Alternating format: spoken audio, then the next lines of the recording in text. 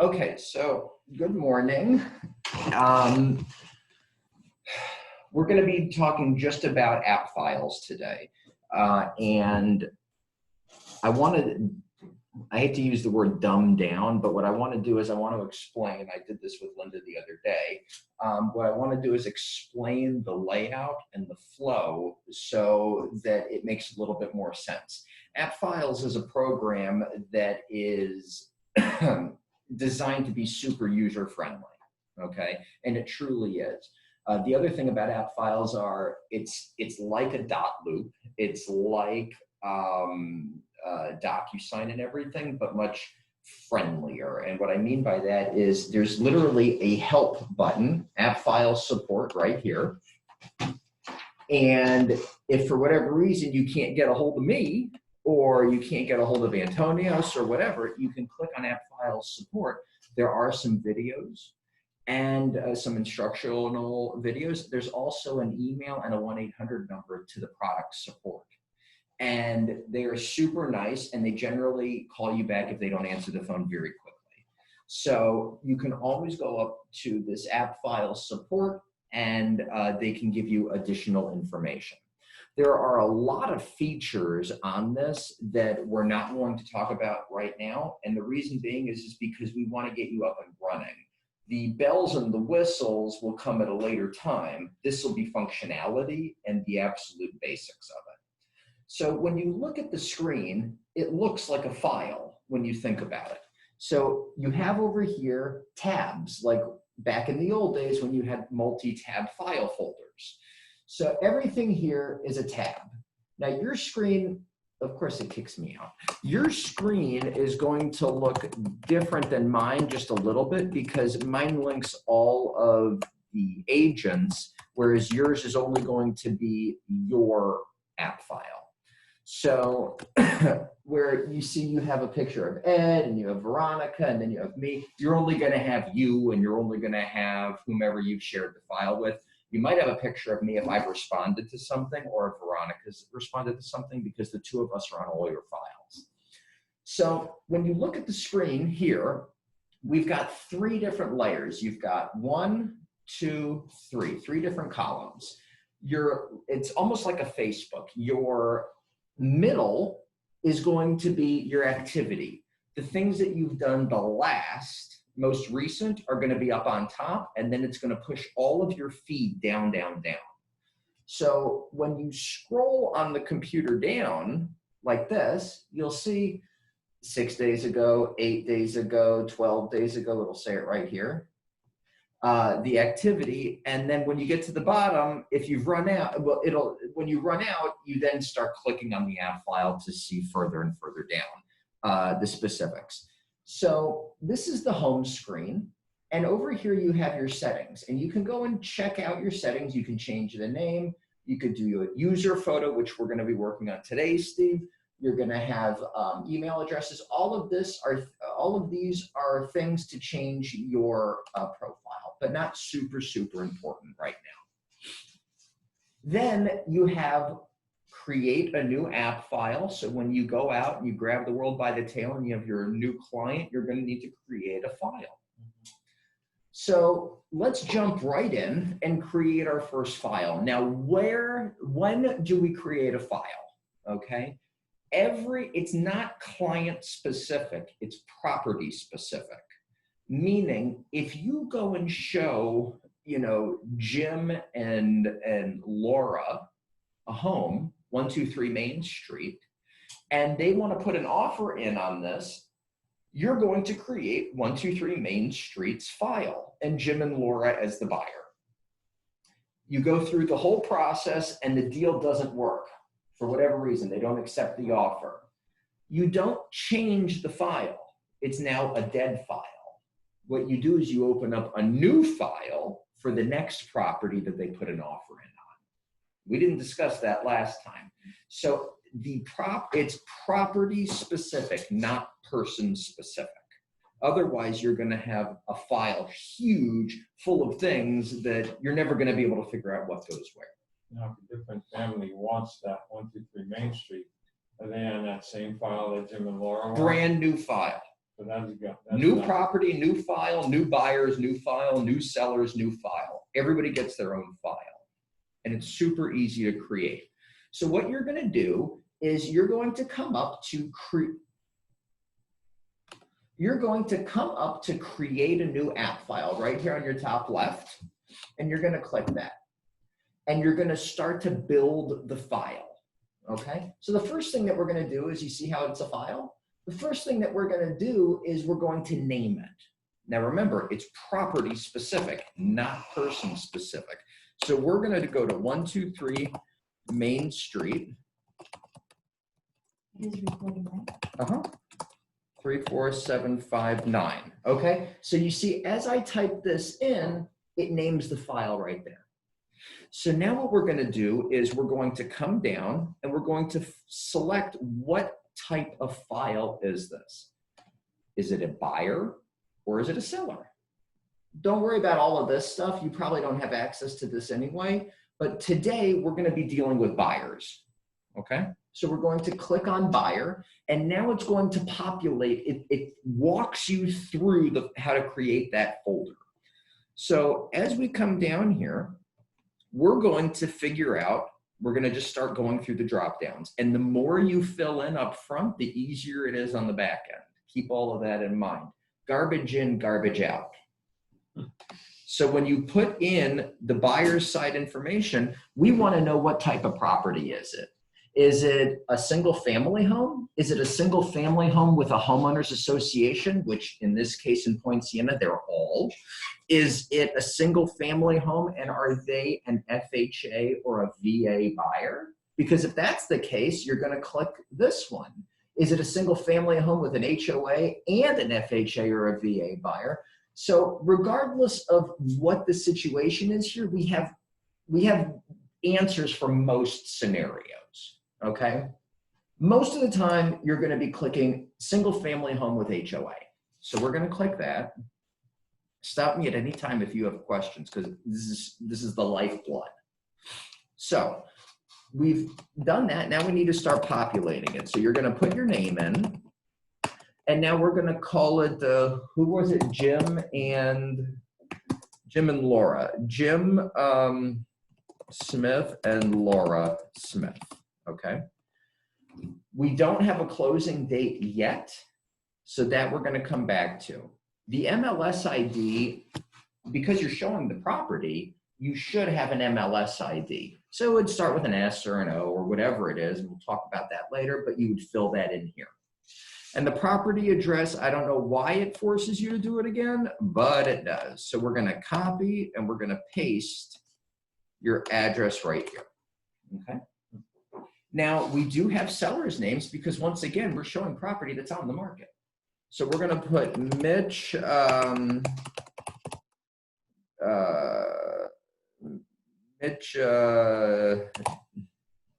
Jimmy, who knows, and we're going to put Steve Jimmy.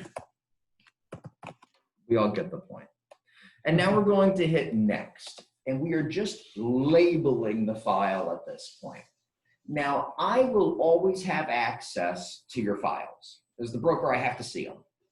Okay? Recommended users, Veronica will always have access because she helps me audit the files to make sure everything is in there. So if it's lacking, she's going to send you an email. Hey, Steve, don't forget to do this. You know, hey, Linda, we've got to add one of these, that type of thing. Now, if you were working as a team with somebody, or you're out ill, or you're on vacation, you can add another person to the file so that they can see it on their app files at the same time. More often than not, you're not going to do it, but this does give you the ability to do that so that you don't have to have multiple files. So you would just click on Amy, and Amy would have it. And then at any point in time during the transaction, you don't want her to have it, you unclick it and it goes away. Her access has been removed, okay? Then you're going to create the app file. So now we've taken that folder and we've labeled it, and we're ready now to do what? Fill it. It's empty right now. So on your left-hand side, you're going to see that all of this in gray, this is what's called a checklist. okay? Now remember, when we selected single family home, HOA, that's where this checklist comes from. It populates all of the required documents you're going to need for that. Now, it doesn't populate them. That's a poor choice of words. What it does is it tells you what you're going to need in order to populate them. Each one has a specific. Each one has a specific thing. And you have not gone through any of those yet because we just started today, but we're going to go through all of these in the very near future, the as-is purchase contract after today.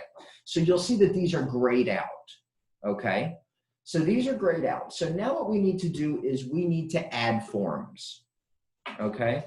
I'm sorry, before we add forms, what we can do is come on over here to the right-hand side, and you're going to want to fill out as much of this information as possible because it helps populate your contracts when you go to add to them. So we know the buyer's information, so I'm going to click on Edit, and we're going to, let's see if this works just for fun. No. Isn't it the second one? Let's see here from info fields. Let's see. Okay. Yeah. So what we're going to do is we're going to go to buyer information. Okay. Now, the more we fill out, the more we're going to be able to import values. Now, import values means that if you put their information anywhere in this file, you're going to be able to pull it. So you're only supposed to put things in one time, and you should be able to replicate it elsewhere with only a couple of clicks. So what I'm going to do is I'm going to import values. And there's 3 different places that you could import values from. In this case, it's from the file information tab because we haven't filled anything else out. So there are 2 values, and it's going to be the buyer and the seller's name, or it's going to be the 2 buyers' names. So I'm going to start the import and hit done. Now you'll see that it put their name in there. Now let's say that it's jsmith@gmail.com. And let's say the phone number is 999-999-9999, and you don't have to fill out much more of that. Now, when you close it, you see how it's just populated their information? Now, you can do the same over here with any other information that you have that might be relevant to the situation. If you know the title company, you could put that information in. So you'd come over here to the title company, you put that in, and it'll populate it into your contract. So let's just go with this, Betty D at integrity.com.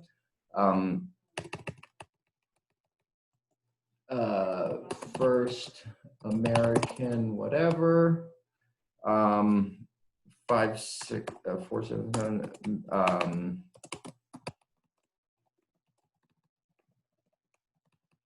So you put as much as you can in there, and when you click off on it, there's nowhere to save. You just click off and it does it, okay? So you're with me on all of this.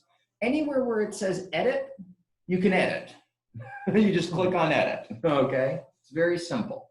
So now we're gonna come over to the left-hand side and we're going to start to fill the file now that we've put so many labels on it, okay? So you're gonna go to add forms. And I'm going to go back because I kind of did that quick. So you're going to come over here and you're going to go to add forms. Now on your left-hand side, on the left-hand side are forms that you could select from, and the right-hand side are forms that you've selected to drag over. Okay? So if you recall, we have all of these items here in gray that we're going to need to start to fill. And the first thing that we're going to need is a transaction broker notice, okay? File requires it. So if you put in the search field brokerage, there it is. You see transaction broker notice? And you're going to click that like this, and it's going to move it over here. Now, Steve, don't worry about the names of the forms right now. This is more about how to use it. We're going to get to those forms. So you just click on it and it puts it over. The next thing we're going to need to know, that we're going to need to have is, of course, the as-is contract. Okay, so you type in as-is and here it is. So I click on it and it drags it over. May I ask a question right there Oh. with that? Of course. Okay, so I'm representing the listing agent and I have an as-is contract filled out with my seller. But now, should I have done that or should they, I had to wait it till they submitted me a as-is contract? Because I'm representing the seller. not No, them. you have no part of that until one is sent to you. Okay, They're not going to see that. No, okay. no. You'll have the listing contract, but not the buying contract yet. You wait for somebody to get that to you. So now we're going to need to have a homeowners association disclosure. We know it because we've selected it originally. I'm going to put in home and here, homeowners association. You click on it and it drags it over. So now we have 3 forms. And what we're doing is we're creating a pack of forms, not one and one and one. It's hard to send out, get signatures and everything. Is this one representing the buyer or the seller? This is the buyer. Okay. So what we're now going to do is when you scroll down, you're going to add selected forms right here. And it's going to take the forms that we've just discussed and bring them into one. And you can see over here, there are 15 pages worth of documents that we've already uploaded. Because the as-is contract is 11 pages or 12 pages. The transaction broker notice is 1, HOA is 2. So it's now put them all together. So now when we scroll down, it puts 5 pages on at a time. Here's all of our information. Here's the contract right here. It's already populated where people are supposed to initial. And then you can just keep scrolling through.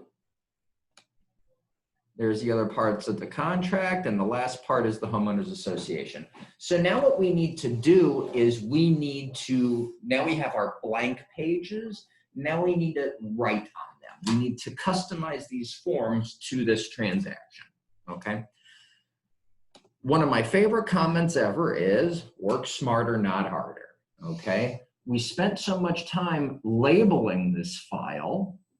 Let's now use that information and stick it in where it's supposed to go, okay? So what you're gonna do is you're going to go to import values. And it's gonna give you those same 3 options. Import from a form, which we haven't done any forms yet. So there's nothing to do. We've only located the forms. We haven't bought the form. We haven't filled out the forms. The next option is from info tab. Info tab is that first thing that we put up. So that is this section right here. Okay, that's the info tab. The next thing that we can do is upload from MLS. Now, a lot of properties have already been on MLS before us. They're not all brand new construction. So if we go on MLS and find that MLS ID from a prior listing, we can put that right in here, the MLS ID, and it will take all of the information from the prior listing and stick it in our contract. And that would be legal description, property address, it'll be tax information. It's going to pull all of that directly from an old listing that somebody else had. I use it all the time. In this case, I don't have an MLS ID, so we're going to ignore that one. So we're going to go back to here, and we're going to import from info. Now you see the file information, it has 5 values that it's going to pull from. The buyer's information, it's going to have 2 values. And remember how we filled out the escrow on the right-hand side? It's got 3 values right there. So as it stands right now, we've got 10 values that are going to be pre-populated in the proper spots. So we're going to hit choose, and it's going to tell us name, address, escrow office, address, and email. You see how it already populates that, and it looks great. So we're going to hit save. So now we're going to hit done. So if you come back to the contract, do you notice here the names are filled out now? The buyer and the seller are all filled out. We've got the address right here of the property. We've got, when you come down here, the escrow office all filled out right here. These are all things that we filled out before we selected the file. Make sense? Yeah. Any Saves questions? time. Exactly, because you're going to have to do this multiple times. Names and addresses show up on every form. So rather than typing it 10 times, you've only typed it once. I'm a Okay. little confused with the MLS part. Like you said that because you know how when you do the MLS part, you have that page is like 5 alone to fill out that you got to get from Realist Map and put it in there. That's not MLS, that's the form. You know what I'm talking about? Like, do you do that? Because I noticed that form's not in there, the MLS form. We didn't do that too when it said add selected form, the MFR MLS. Right, so the issue, so I'm logging into my MLS. So for instance, I'm gonna pick a listing, okay? I'm gonna pick an old listing.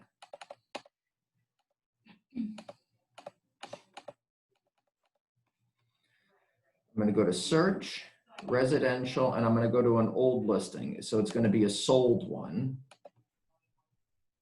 Sold, and we're gonna go 3, 4, 7, 5, 8. Okay, so I'm gonna just pick any sold. It doesn't matter. So what I'm gonna do is when I do this, I'm going to highlight, all right, 747 Geraldo. Here's your MLS ID, okay, right here. I'm gonna copy this, okay? You see how I'm copying this? Mm-hmm. Now what I'm gonna do is I'm gonna go on over here. That's why I was looking for that form when the gray part, it usually. But we're not talking about forms, we're talking about the ID. You're on a different, I'll explain in a second. So what you're gonna have here is you're going to come back over here, and instead of import values from here, you're gonna go MLS, okay? And now I'm going to paste the ID. Now remember, this property is already sold, but it could have sold 3 years ago, it doesn't matter. So watch what happens when I hit search. There it is, it came up. See, it auto-populated this. Now, if I hit choose, look at all of the information that it is giving me from the listing. Okay. Now, of course, we do not want the agent's listing name, and we do not want the listing broker information, but we absolutely want this other information. So I'm going to hit start import. Of course, it says I need to agree to the terms. So I'm going to agree to the terms and start import. So now you'll see that all of our information has now been changed over to 747 Harlan Court, Kissimmee, Florida 34758 with the tax ID and the legal description. Okay, so the form that you're talking about is a different situation. That's just the form. This is how to populate. Yeah. When you took out the other agent and brokerage, it'll automatically put yours in because yours is already in there. As long as you set up your files correctly, absolutely. It'll just change it. It won't only delete them, but it'll put yours in. No, you'll have to override it by just clicking that checkbox. But yeah, once you did those, Yeah, it'll automatically put yours in. Yeah, it should. Would it put it in that one that's gray up there, that FMR, FLS or whatever? Will it import it into that? Because that takes a long time to do. No, that MLS is independent of that. You take this information and you can't populate that. Okay. You can populate this, but you can't. MLS is very strict on their data. So they physically want you to type it in every time it goes into MLS. It's a little bit annoying. Okay. Yeah, that's why you auto-populate as much as possible when you pull it from the tax records. So now, that's how you can utilize the import feature. Do you get the difference between the 3 imports? Cool. Okay, Linda, you got the difference. I think so. I think I'm a little confused, not gonna lie, but the first one, well, the second one is the one that we do import fields from what we put in, like the escrow, the title, the HOA. That's import fields, correct? Import fields. That's Import from a domain. form is if there was information on the form that we've already filled out. Like here, watch, now we will. Oh no, there's no forms that we have other. So it would be, you know, if I started filling out a different form, like I'm trying to think of an example. I don't almost ever use it. It would be like, let's say that you created a form outside this package. It could be a lead-based paint, and there's a different name on there for whatever reason. You could import from that form into this form.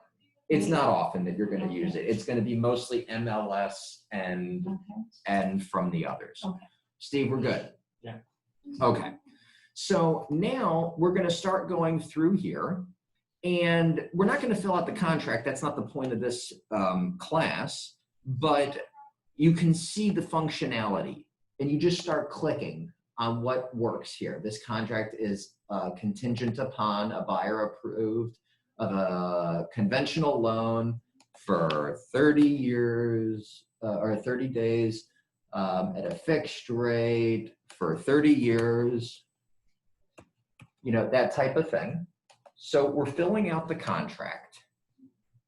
We're filling it out, and great news, we're done filling it out, okay? All pages are filled out, and because you're with Remax Pioneer, it's perfect the first time. So what we're going to now do is we're now going to figure out a couple of things. We need to get signatures, okay?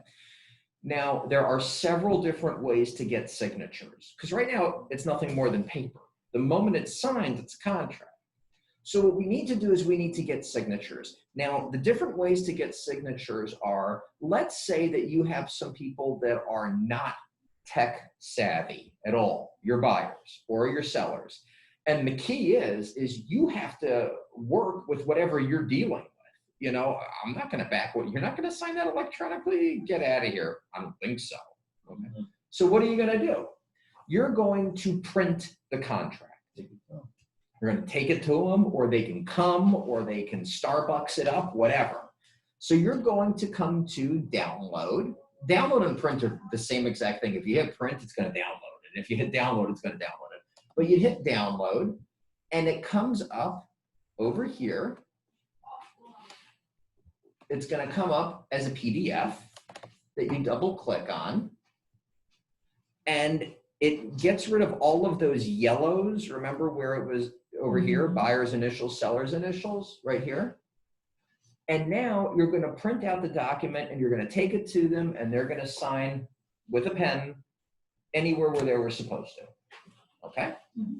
So then what you do is, because you still need it digital, then you come back to the office or your home or whatever, and you scan it in. So, and I'll show you how to do that. But right now, that's how you can print it. That is the old smoke signal way of getting it back to us signed.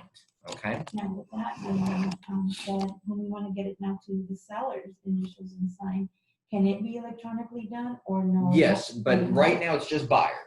We're going to bring the sellers in a second. Okay. You're going to love it. So now we no longer want to deal with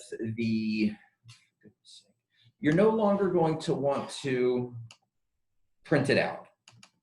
Now, the second option is you have somebody that's semi-tech savvy, but they're not comfortable with electronic signatures. There are some, not many, but there are some. So what we're going to do is we're going to email it out to them, let them print it out, and they can either scan it back to us digitally, bring it to us, mail us, whatever, but they don't feel comfortable about signing it, okay, with their finger or whatever. So what you're going to do is you're going to send it as an email. So on your top right-hand side, it's going to send email PDF. Now over here, it opens up a screen and an email, okay? Now what's great is if you click the drop-down arrow, if you were good at what I said to do in the beginning and you put that information on the right-hand side, if you click down, there's going to be email addresses already filled out for you here. You don't have to recreate the whole email. You don't skip that for sure, the right side. You have to make sure to get to this point. Right, exactly. So if you skip the first part, it's your prerogative, but now you're going to have to be typing it all in. And trust me, you're going to be emailing a lot through this system, so why not stick it in there? So right now, we're going to find the email address, and we're going to, it's already got it as an attachment, and it's got the address of the property right here, so that when people see it, it's coming from Stephen Brooks, and it's going to be going for this particular property. It's not going to go into spam, hopefully, because they should be able to realize that this is for them. Now, there's a pre-printed message on these about Stephen Brooks has sent you the following documents. Please click on the link to download it. Okay, but you can also put in here a message on top of it. Thank you so much for touring the home with me today.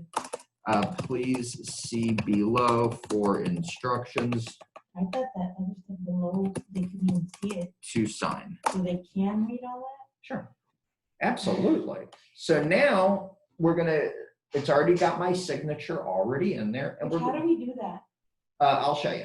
So we're going to hit send message. Now it's a non-working email. I don't even know where I sent this to. Doesn't really even matter. It says it's sent, so it's in somewhere. So now what we've done is we've just sent the PDF version out to somebody, okay? So now So they can print it and they can sign. they can print it and they can sign it. Now when you refresh the screen, what happens to our activity feed? It just updated in the center with what we just did. We just sent, and you can, it said just now, and you can view the whole message of everything that just transpired. We just sent to jsmith@gmail.com our package here, and this is, and it's a PDF, and you've got a date and a time and everything as to when it happened. Okay? Now, when we do the next thing, it's going to push this down, and there's going to be a new thing on top, and then a new thing on top, and then a new thing on top to take you all the way through the process. Okay? So when they say, and rest assured they will, I never got that. Okay, well, let me go back in my system. It says here that I sent it at 11:53 on Wednesday. Maybe I have the wrong email address. Can you check it? Can you check spam? But it did go out, that type of thing. So they can download it, and they can print it, and they can sign it, and they can figure out a way to get it back in. Okay, so you've gotten that method, right? Mm-hmm. Now we're going to go to the more tech-savvy group, and the tech-savvy group is going to be most people nowadays. Okay, so what we're going to do is we are going to go back here, and now they are going to sign it on either their computers or their phones or their tablets with their finger. Okay. So what we're going to do is we are going to request, already, new. We are going to request signature. Now when you click on request signature, this is what comes up.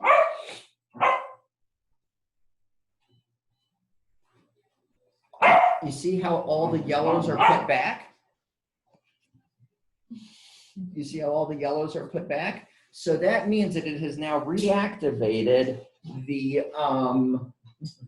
it has now reactivated all of the signature fields. So what we're going to, thank you. So what we're going to do is go back up to the top, and we are going to start signature requests. Okay. Now the first thing that you're going to do here is you're going to put in the legal name of the person that's going to be signing. One person, not two. Each signature request has to go for each individual and each individual email address. So the name of this person is, I don't remember what we called the buyer. What? Smith. It was Jimmy Smith. I don't think that's it, but it doesn't really matter. But if you can only get one signature at a time? You can only get one signature per person at a time. You can send out multiple signature requests. So I'll show you. So what we've got here is now we need to turn on those fields, those yellow fields, the point of action. Right now they're not turned on. So now you're going to go to client one. Client and buyer are interchangeable, or client and seller.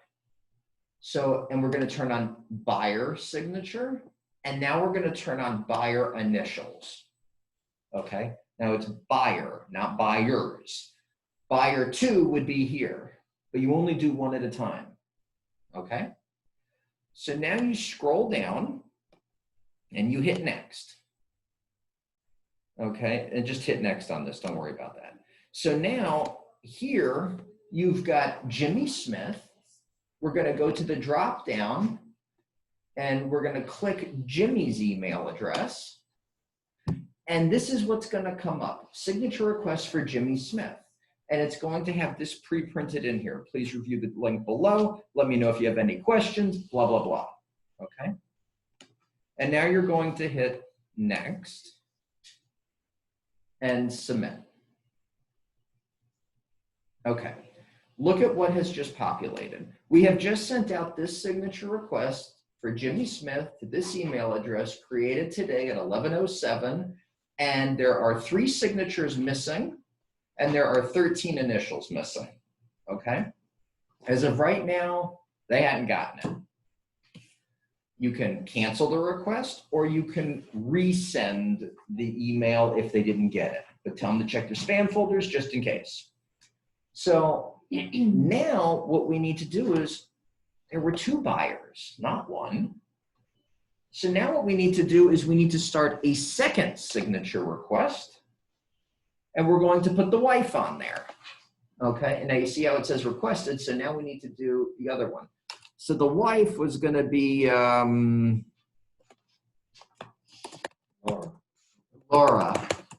Laura Smith, okay? And now we're gonna activate her section, which is client 2, buyer 2 here. So we've now turned on hers. I don't know why, but when I sent my contract over, it let them sign, but not initial. Maybe I had They just missed the signature. You could have hit the wrong, you have to do both, buyer, initial and signature. Otherwise it won't activate those fields. Even on the disclosures? On everything. So now we're gonna pretend that Betty is the buyer number 2, not the escrow. So just for the sake of this. And now we're gonna hit send. Okay, so now we have sent out 2. You see we have 2 active signature requests and the dates and the times as to when they were sent out, okay? Mhm. So now when they sign them, you're gonna get an email that they've signed the agreements. Okay, so you They don't, send it back, or would it automatically it come? automatically tells you. You're gonna get Signed. you're gonna get an email that a signature was sent, signature request was sent, and then you're gonna get an email, this signature request is complete. They've signed and initialed everything. So that way you don't have to sit there, refresh. It comes in and it notifies you as to when that went down, okay?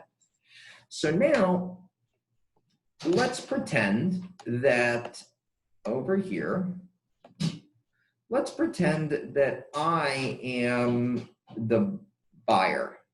You want to be able to see what they see, okay? Now, in their email, there's going to be a link that says click here to view contract and to sign into initial. And this is going to come up. It's going to look just like this, okay?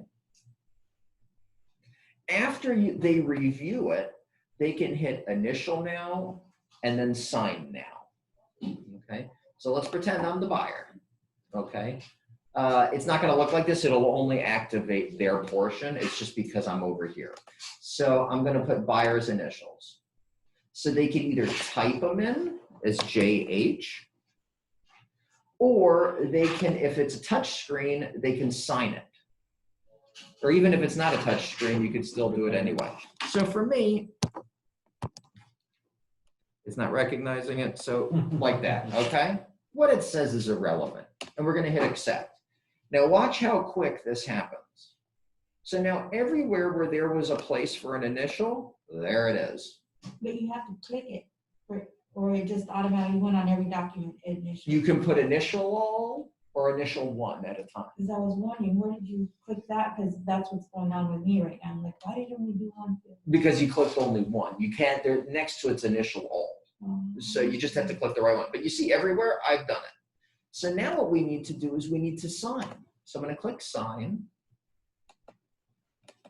Okay, and anywhere, remember there were 3 places for me to sign. And this time I'm gonna type in my name. And you know, for whatever stupid reason, they could pick what it looks like and you can hit accept. So now I'm signing every single, I'm signing every place where there was supposed to be a place for me to sign as the buyer, okay? So now if I were to go to signature requests, you see how it says active requests 1? Remember there were 2, but I just did one of them. So there's only 1 left to do. Mhm. So when you come down, Laura still needs to do her part, okay? Everybody got how that works? The only one I'm confused on, where did it say initial all versus only one spot? It didn't say it up here, it'll say it on the buyer's or the seller's end. It'll give them that option. It's right at the top left-hand side of the Does screen. that show up here? No. Okay. Initial all, because we're under the broker account. It doesn't look like But yet it did it all. that. Right, because it's under the broker account, it assumes. But the buyer and the seller will get initial all, initial 1, sign all, sign 1 at a time. It'll be very clear for them at the top. And it's their end that they're the one that typed in the text part. Mm-hmm. Not us. Nope. Not even when we need to sign. No, you'll sign when you sign the way I just signed for the realtor part. Same thing. Sign now, initial now. So, okay. So for instance, well, the realtor doesn't sign. It's a good question. The realtor doesn't sign the as-is contract. They sign the listing contract. So under the listing contract, there's a place for the agent to sign. It'll ask you to sign it. That's why it didn't show up here. Because this is just buyer and seller. Whereas on a listing, it's agent or it's brokerage and seller. So that's why it didn't show up here. That was a good point. Okay, so now let's discuss, we have just gotten back all of this stuff. Now you see this pencil? That means that there's still an open signature right here because Laura didn't sign, okay? So I'm gonna just cancel that out right now because it's not important to this discussion. So we're gonna cancel the request and it's gonna go away. So now you'll see over here, the pencil is gone. See, pencil's gone. There's no active signature request. So now what we're gonna need to do is we've gotten all this information back. Now we need to split up the documents and start populating the grays to turn them black so that it's being submitted for review. Okay, so we're gonna click on the form. Now, truth be told is on an as-is contract, on a buyer, you're gonna now send this off to the listing agent to hopefully get it approved. But we've already done that and we pretended that the deal is going through, okay? So now what we're gonna do is we are going to edit the pages because now we have 3 forms and we need to get them into 1, you know? We have 3 in 1 and now we need to make them 3 separate. So we're gonna edit the pages. And you see how it divides them out already into 3 different sections? Okay, give me a second. It does it on its own. Mm-hmm. So now what you can do is we can split forms. Did everybody see where that was? Split forms. Now you can split the forms from 1 package into 3 individual ones. We're going to select all, and we are going to place them into the gray sections. So over here, you're going to see where should we put the brokerage relationship? Transaction broker, we're going to stick it under transaction broker notice. Okay. The as-is contract, which has been executed by all parties, is going to go into the fully signed executed contract. And the homeowners association is going to go into the fully signed homeowners association. That's always going to be the form it's going to go into? Mm-hmm. What happened to it?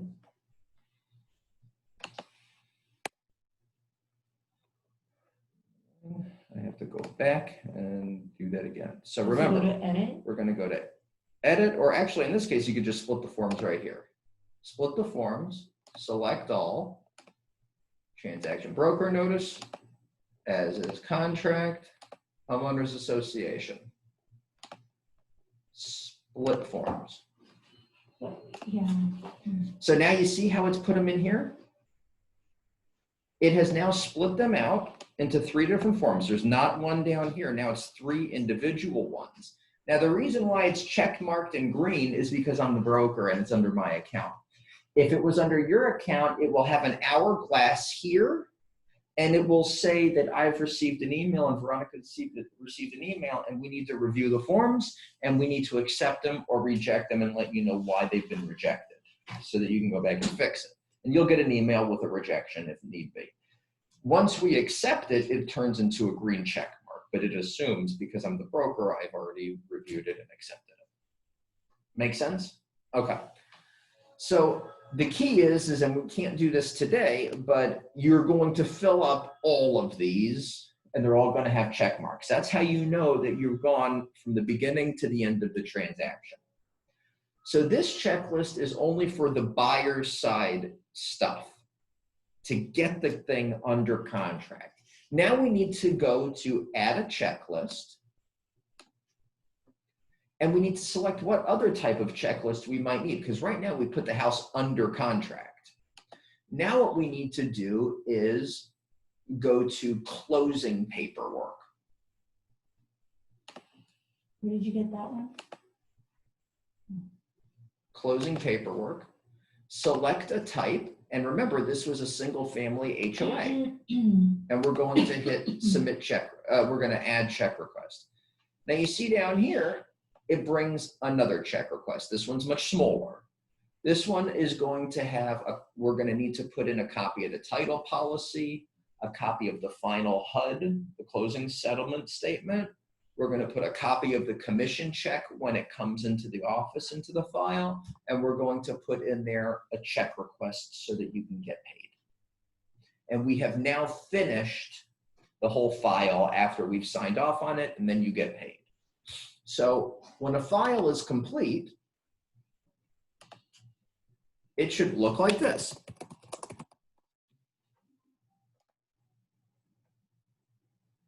It'll look like this. We've got photos, we've got information filled out, we've got all of these have been signed off and check marked off.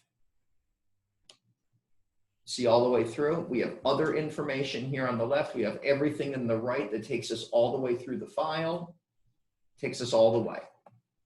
Okay. So that would be an example of a closed file, and it goes from sellers to closed. Questions? We just split them up because we have to fill up all those spots. Exactly. Otherwise, when we get audited by FREC, there's going to be no rhyme or reason. They're going to have to go through pages and pages and pages to find one thing that was supposed to be there. This makes it very easy. Makes it very easy to find for me and for you and for whatever. Why go through a 150-page document when you can just click on it and it's right there? So that way it's much, much easier. So that kind of gives you an idea. Now, your most recent files that you're currently working on are going to be on your right-hand side. So as you add more, you'll see when I refresh, 123 Main Street is right here. But since we've started working, Maricel has already added a new file. So as I'm working in here, she's already working with a buyer right there. So that's why it's not on top. So that's how the Appfiles system works minimally. That's like the bare bones. And there's a lot more features to it. There is one feature I want to discuss with you guys today because it's hard to understand, but once you get it, you get it. And that is emailing, okay? Each file, each property creates, the system creates its own email address, okay? So what that means is that you want to, let me take a step back. In the center of the page, right here, you have file mailbox, okay? This email address is dedicated to this property for eternity, okay? So when you're not going to always be emailing through the system, you're going to be emailing through your Outlook or through your Gmail or through your Hotmail or whatever it is that you're emailing from. In the subject line, you're going to put the address, you're going to put the property address or whatever your subject lines are. But if you include this email address in the blind copy or the C, I wouldn't do it in blind copy, but carbon copy, the CC, it sends a copy of every email that you're sending and receiving to the file to keep track of it. Okay? So if you're filling out, I don't have my email address up, but if you're filling out an email, everybody knows how to do email at this point. If you're filling out an email and you put your buyer's email address in there, and right below it under CC, you hit copy and paste. You only have to do it one time. It's going to copy every email that you send out and put it right in here. So it's going to look like this. Every email, every attachment, okay? I don't think I'm being all that clear, but do you guys get the concept? The email that's there though, the file, You don't have to remember it. that's not one we created, it's automatically created. It's created for you. So everything related to this contract is gonna go in there. It is. Now, In this, case I lose all my emails. right, now this email address here, nobody's ever going to remember 2712 as blah, blah, blah, blah, blah, blah. When you hit paste in your email, what does it do? Send me a copy. Well, no, what it does is it'll actually name it 123 Main Street. So in the future, and it'll save it. So in the future, when you send out an email, just type in the street address, 123 Main Street, and that'll populate the email address. So, email. One copy of whatever we're sending goes to the client, the other one's going into that for safekeeping, so to speak. It's like a safe. Right, it's a file. So here's an email. Make sure you forget this is taking too long. Okay, so here's, whatever your email box looks like, it doesn't even really matter. But you're gonna go to type a new email address, okay? And we're gonna send it to Steve. But we're also, remember we copied the email address? Now we're gonna paste it. Look at what it turned into, 123 Main Street. And in parentheses, it's the email address. Okay? Now we're going to put test, and we're going to say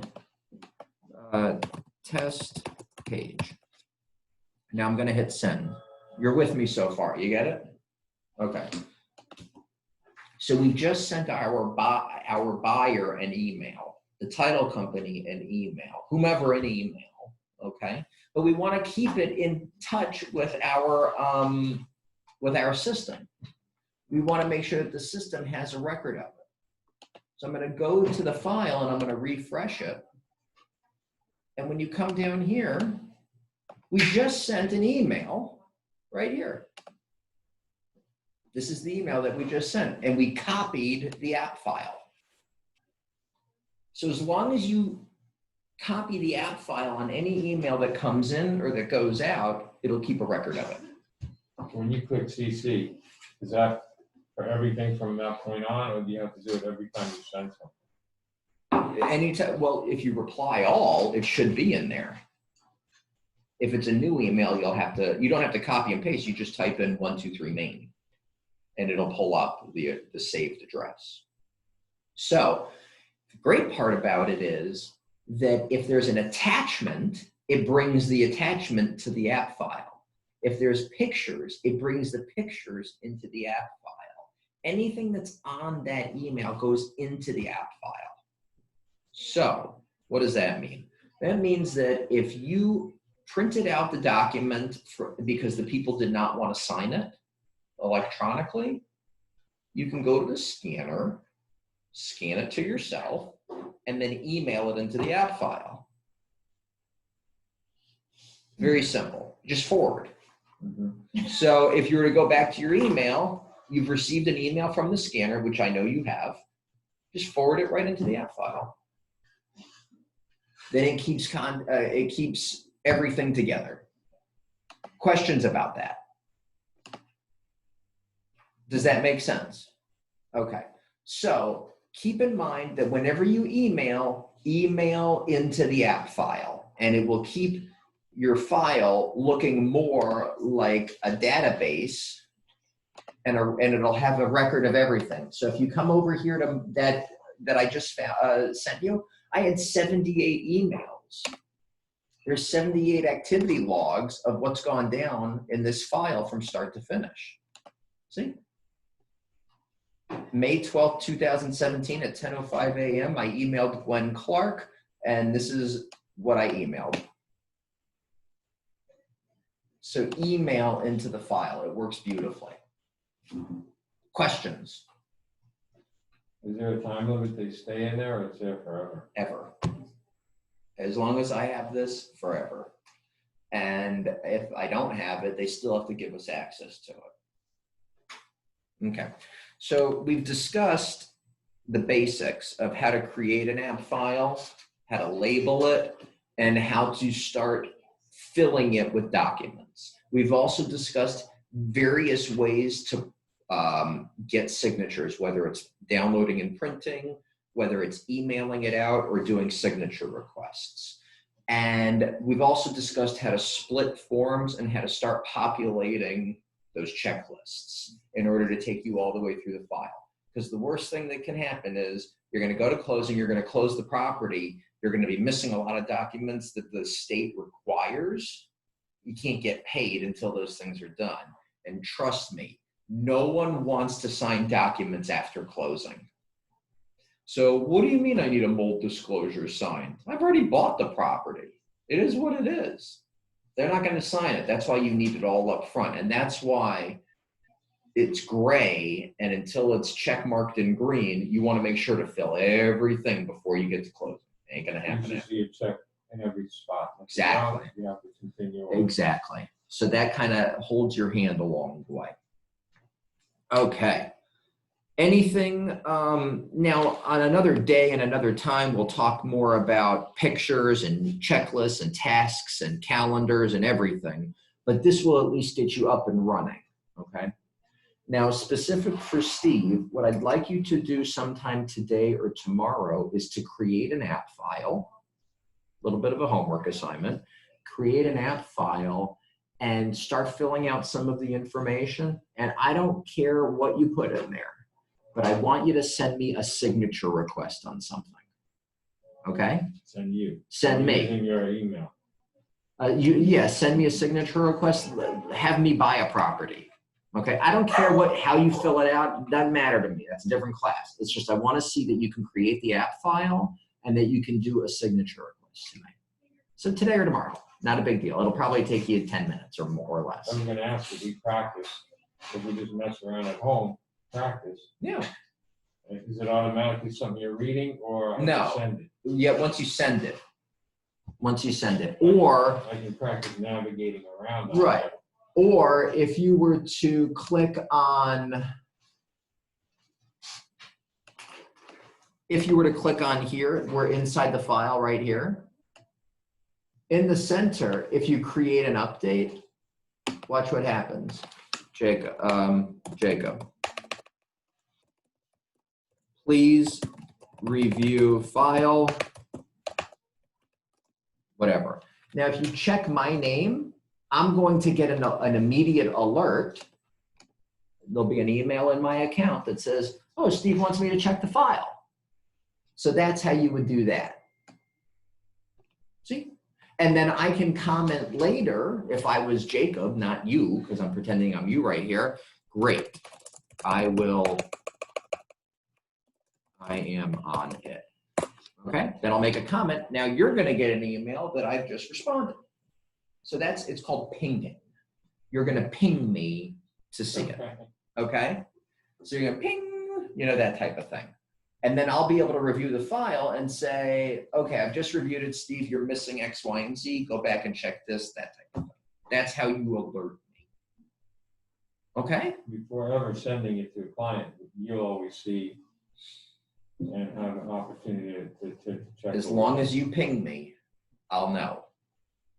So as long as you create that update, Jacob, please check this out before I send it out. Shouldn't be a problem. And as long as I'm in front of a computer, it won't take me but 5 minutes or less to review it once I get it. Okay? Cool.